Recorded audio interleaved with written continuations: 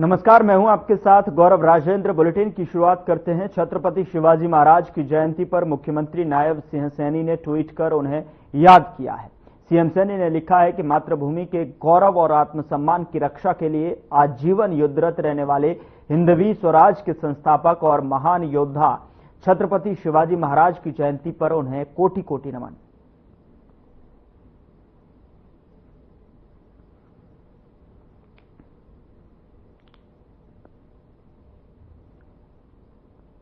मुख्यमंत्री नायब सिंह सैनी की अध्यक्षता में दिशा कमेटी की बैठक हुई और बता दें कि हरियाणा सचिवालय में करीब 5 घंटे बैठक चली है, जिसमें सत्ता पक्ष और विपक्ष के कई सांसद भी मौजूद रहे। वहीं इस बैठक के बाद कांग्रेस सांसद जयप्रकाश जेपी ने जानकारी दी है, आपको भी सुनाते हैं। वैसे तो साल में 2 बार ये स्टेट की दिशा की मीटिंग होती है। इसमें वो सभी विभाग शामिल होते हैं स्टेट के, जो भारत सरकार का जहां पर भी हिस्सेदारी है। तो तकरीबन 67 डिपार्टमेंट थे जिनमें ये 5-6 घंटे लगे हैं और मैं मानता हूं इससे एफिशिएंसी बहुत बढ़ेगी, ताकि डिस्ट्रिक्ट लेवल के ऊपर जो भी काम पेंडिंग हैं उनमें तेजी कैसे आए। और मैं बधाई देता हूं माननीय मुख्यमंत्री जी को, उन्होंने पूरा टाइम दिया है, क्योंकि बीच में चुनाव आ गए थे असेंबली और लोकसभा के, इसलिए बीच में मीटिंग नहीं हो पाई थी। खबर दिल्ली से है, जहां हरियाणा के मुख्य सचिव विवेक जोशी को चुनाव आयुक्त बनाया गया है। उन्होंने राजधानी दिल्ली में अपना कार्यभार संभाला है।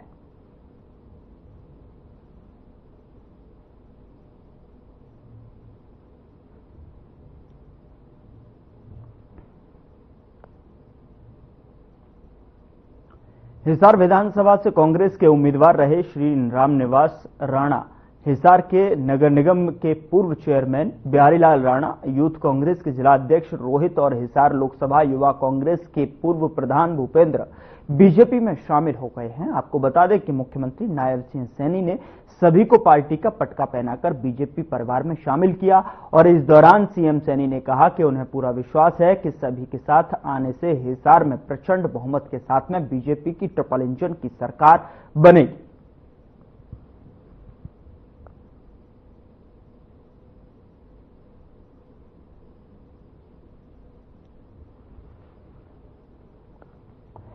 फरीदाबाद में कांग्रेस को बड़ा झटका लगा है। आपको बता दें कि कांग्रेस के वार्ड नंबर 36 से प्रत्याशी राहुल चौधरी ने बीजेपी को समर्थन दिया। बता दें कि कैबिनेट मंत्री विपुल गोयल के नेतृत्व में बीजेपी में शामिल हुए।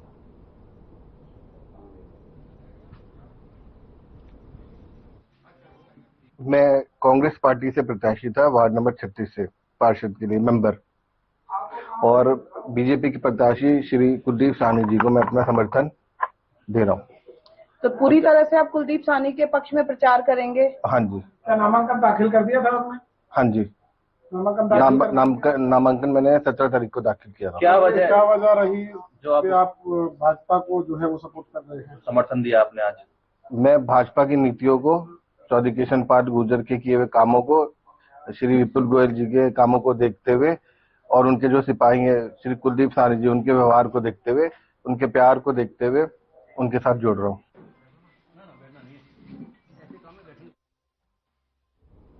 मानेसर नगर निगम में प्रचार प्रसार तेज हो गया है। बीजेपी प्रत्याशी सुंदरलाल सरपंच ने कई गांवों का दौरा किया है। इस दौरान सुंदरलाल सरपंच का लोगों ने फूलमालाओं से जमकर स्वागत किया और उन्हें विश्वास दिलाया है कि आने वाली 2 तारीख को उन्हें जीत दिलाएंगे। और इस बीच सुंदरलाल सरपंच ने लोगों की विश्वास दिलाया है कि यदि उन्हें लोगों का आशीर्वाद मिला तो अगले 5 साल मानेसर की तकदीर और तस्वीर दोनों ही बदल देंगे। पिछले काफी समय से नगर निगम चुनाव में नहीं होने के चलते जो है मानेसर में कई समस्याएं व्याप्त थी।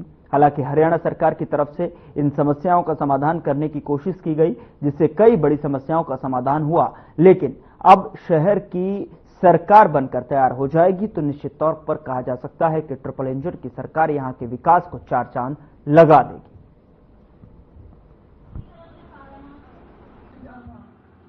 देखिए, तीसरा कार्यक्रम है मेरा, वैसे तो 5वां कार्यक्रम है, लेकिन एक मैंने मंदिर से आज मत्था टेक के शुरुआत की थी। मैं उसको कैसाबेला सोसाइटी के बाहर सेक्टर 82 में, तो वहाँ के जो मंदिर कमेटी थी वो आई कि बोल भाई साहब आप कल से टिकट मिलने के बाद आप गांव में वोट की अपील करने जाए तो हमारा निवेदन है कि आप हमारे मंदिर में एक बार मत्था टेक के जाए। मैंने उनका निमंत्रण स्वीकार कर लिया था और वहाँ हम मंदिर में मत्था टेक के उसके बाद हमारी वार्ड नंबर जो 19 की प्रत्याशी है उनके कार्यालय का शुभारंभ था। वहाँ हमारी प्रदेश अध्यक्ष महिला मोर्चा बहन उषा प्रियदर्शी जी इनॉग्रेशन करने के लिए आई थी कार्यालय का, तो उनके साथ भी मुझे उस सभा में और उस कार्यालय के उद्घाटन में रहने का सौभाग्य प्राप्त हुआ। उसके बाद मेरा गढ़ी गांव में मेरा और मेरे दोनों वार्ड के जो काउंसलर हैं उनका भव्य और शानदार स्वागत वहाँ किया गया। उसके बाद हम गोपालपुर में गए और अभी हरसरू में हमारा ये तीसरा कार्यक्रम हुआ है। मुझे इस बात को स्वीकार करने में कोई गुरेज नहीं है कि मानेसर नगर निगम में समस्याएं हैं, लेकिन उसका जो सबसे बड़ा कारण रहा वो निकाय चुनाव नहीं होना।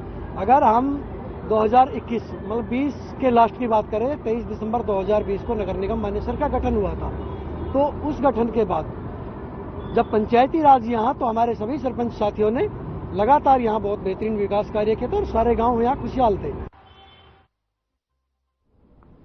उधर 38वें सूरजकुंड अंतर्राष्ट्रीय शिल्प मेला की बीती शाम प्रसिद्ध गायक अशोक मस्ती के नाम रही अशोक मस्ती की सुरीली आवाज को सुनने के लिए पर्यटकों की भीड़ उमड़ पड़ी।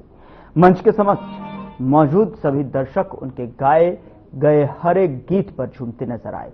गायक अशोक मस्ती ने सूरजकुंड अंतर्राष्ट्रीय शिल्प मेला की सांस्कृतिक संध्या में आमंत्रित करने पर हरियाणा के मुख्यमंत्री नायब सिंह सैनी के साथ साथ पर्यटन मंत्री डॉक्टर अरविंद कुमार शर्मा का आभार प्रकट किया। वहीं इस अवसर पर हरियाणा पर्यटन निगम के प्रबंधक और निदेशक डॉक्टर सुनील कुमार, महाप्रबंधक आशुतोष राजन सहित अन्य अधिकारी और दर्शक मौजूद रहे।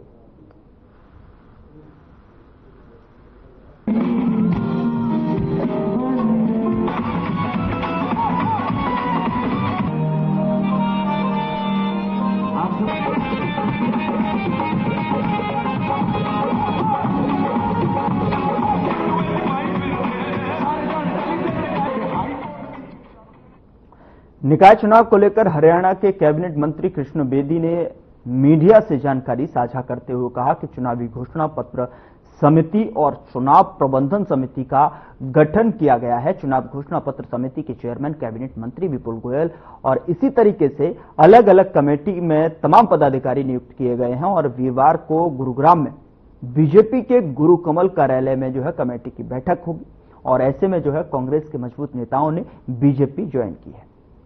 डबल इंजन की सरकार हरियाणा प्रदेश में ऑलरेडी है और ट्रिपल इंजन की सरकार बनाने हम जा रहे हैं।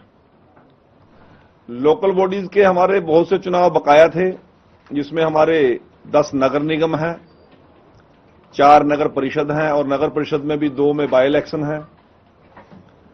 इसी प्रकार से हमारी बाकी नगर पालिकाएं हैं।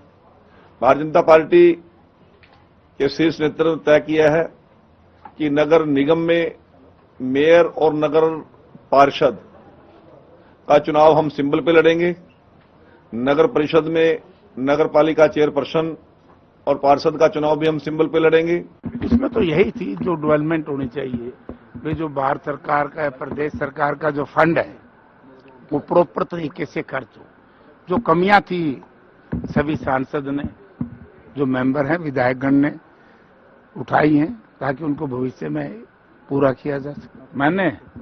मैंने एक तो रखी है तीसरा मोड़ से लेकर के हांसी तक जी। जब मैं इंडिपेंडेंट एमएलए था कलाच से, हम तो इसको एनएचआई में दिलवा दिया था जी। लेकिन फिर 2019 में एक ऐसी सरकार बनी विद्वान लोगों की जी। उन्होंने एनएचआई से वापस लेकर के प्रदेश स्टेट बीएनआरए को रोड ट्रांसपोर्ट कारपोरेशन बनाई थी, हरियाणा रोड ट्रांसपोर्ट कारपोरेशन, उसमें दिलवा दिया। कुरुक्षेत्र जिला बीजेपी कार्यालय में निकाय चुनाव को लेकर बीजेपी की प्रदेश स्तरीय मीटिंग हुई, जिसमें सीएम, मंत्री और विधायक शामिल हुए और इस दौरान बीजेपी प्रदेश अध्यक्ष मोहनलाल बड़ौली ने कहा कि बीजेपी लोकसभा और विधानसभा की तर्ज पर यह चुनाव लड़ेगी। इसी के साथ उन्होंने चुनाव प्रचार में बड़े नेताओं के आने पर भी संभावना जताई है। बड़ौली ने कहा कि यह चुनाव 10 दिन का है और जरूरत पड़ने पर अगर किसी प्रत्याशी को चुनाव प्रचार में जो है किसी बड़े नेता की जरूरत महसूस होती है तो बड़े नेता चुनाव प्रचार में जरूर शामिल होंगे।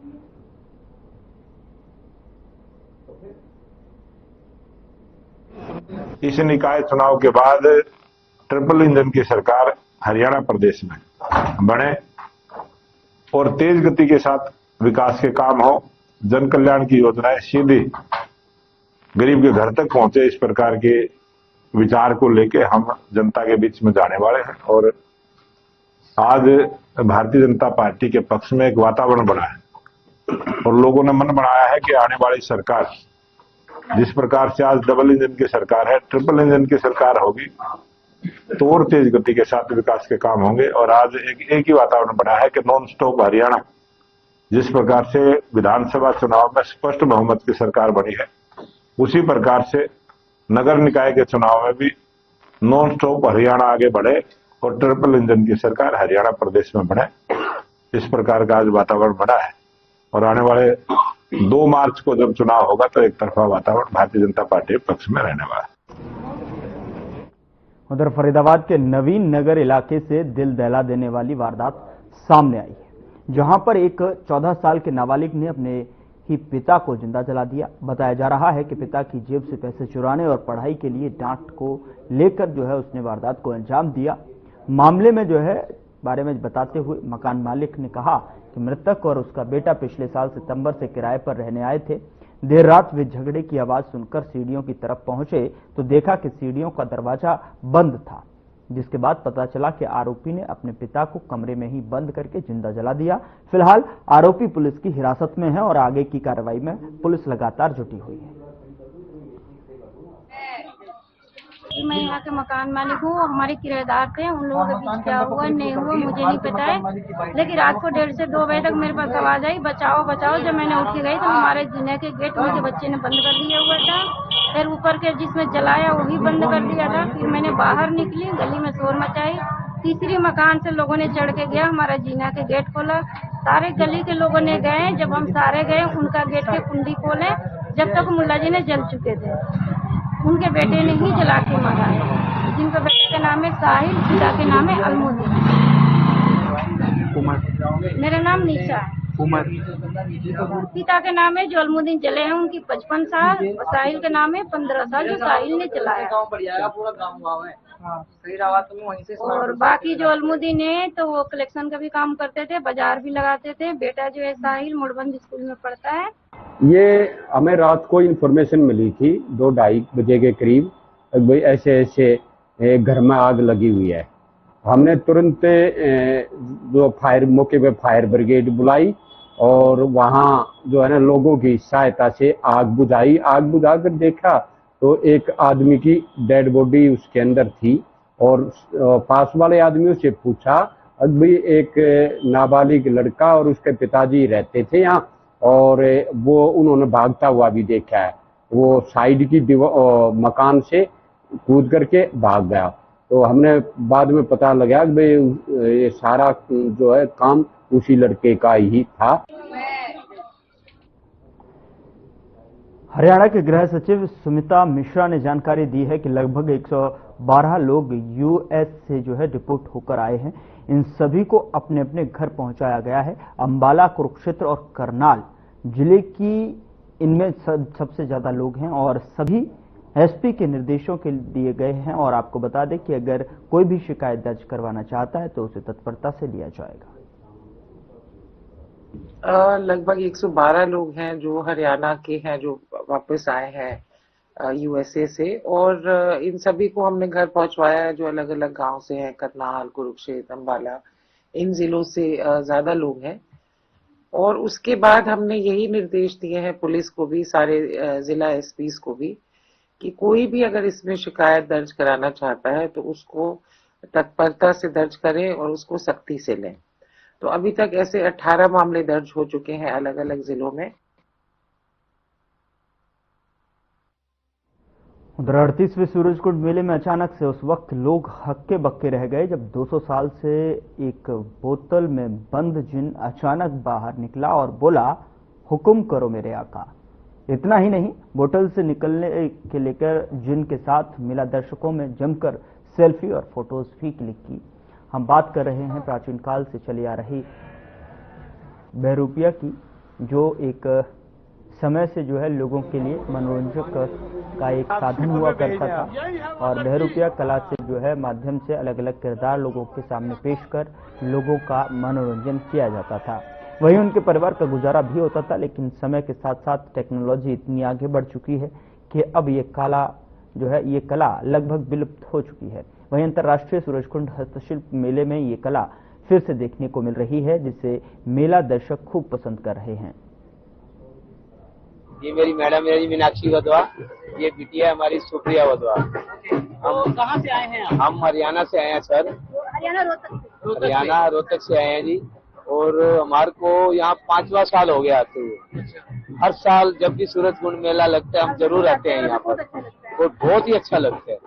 बात करें इस बार आप आए हैं, पिछले 5 साल से लगातार आ रहे हैं। हाँ, इस बार अभी तक आपने क्या क्या देखा, जितना घूमे हैं, और इस बार क्या यूनिक लगा आपको? हमारे को इससे बहुत ही अच्छा, सबसे अच्छा लगता है जो यहाँ पर हमारा हरियाणा का डांस वगैरह होता है। जो ये कहना चाहते हैं यहाँ पर आते हैं बहुत अच्छा लगता है, सारे स्टॉल जो लगे हैं बहुत अच्छे हैं। कॉस्टली तो जरूर है पर अच्छे बहुत है।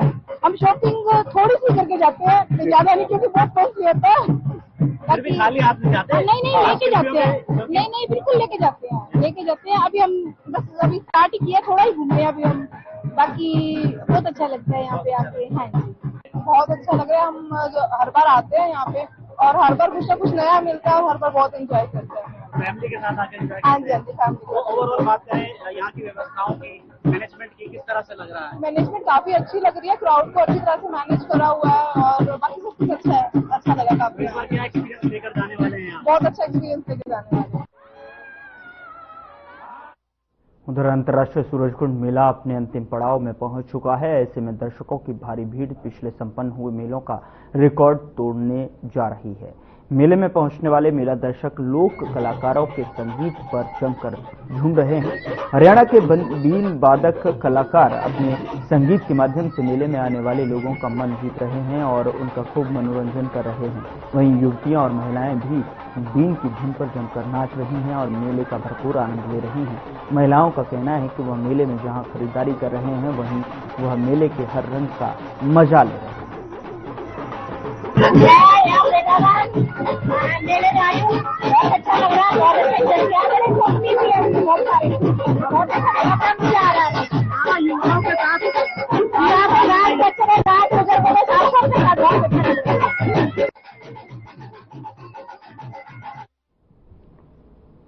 उधर फरीदाबाद में एक बार फिर गौवंश से भरा हुआ कैंटर पकड़ा गया है और आपको बता दें कि कैंटर में 27 गौवंश मौजूद थे। 6 मृत और कई गौवंश की हालत गंभीर बताई जा रही है। पूरा मामला सदर थाना क्षेत्र के अंतर्गत आईएमटी का है। सूचना मिलते ही पुलिस मौके पर पहुंची और आरोपी कैंटर छोड़ मौके से फरार हो।